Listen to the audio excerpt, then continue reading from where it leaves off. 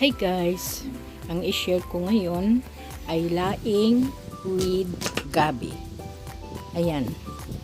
Napakasarap na laing pala guys kapag meron siyang kasamang laman ng gabi.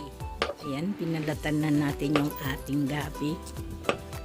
Ayan. At saka yung ano niya, hiwain lang natin ng manipis para mabilis lang siya maluto. At saka yung ano niya, yung laman niya, ayan, yung laman na yan.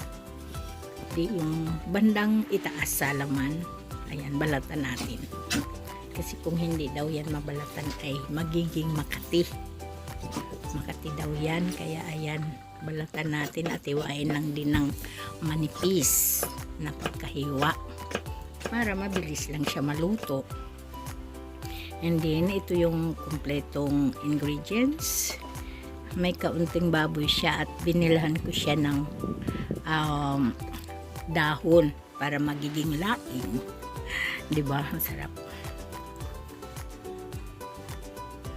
Ayan, ang gata ko ay freeze gata. Merong unang gata at sa pangalawang gata. Ayan. Try nyo to guys. Napakasarap nito. At ayan, ihipid-hipid lang natin ng mabuti dito sa ating sa ating lutuan. Ayan, yung parang kung magpaksiw ka, di ba ganyan, ihipid-hipid lang. Tapos lagyan din natin ng mga lagyan natin ng panakot. Ayan, sibuyas.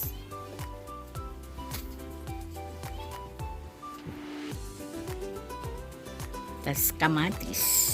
Ganyan lang din ang pagkahiwa. Manipis lang. Tas ilagay natin yung pangalawang gata. Ayan. Para iluto natin yan. Ayan, takpan muna natin. Tapos magisa na tayo ng kanyang magisa tayo ng kanyang ng bawang, sibuyas, kamatis. Tapos ilagay natin yung ating pinakuluan na baboy na pork. Ayan, na hiniwa na natin ng manipis. Ayan, ganyan.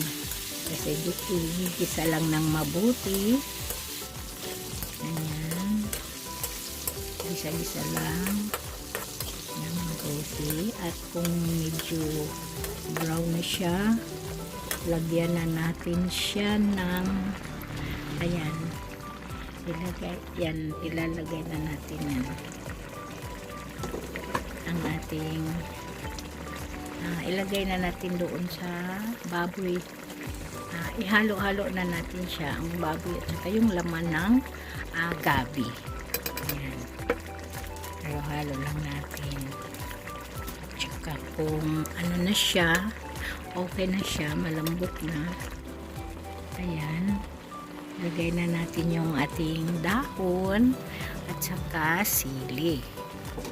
Ayan, at ilagay na rin natin yung ating unang gata, yung pinakagata. Ayan, tatakpan natin. Tapos buksan na natin.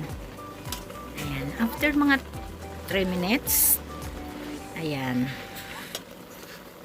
maluluto na siya guys.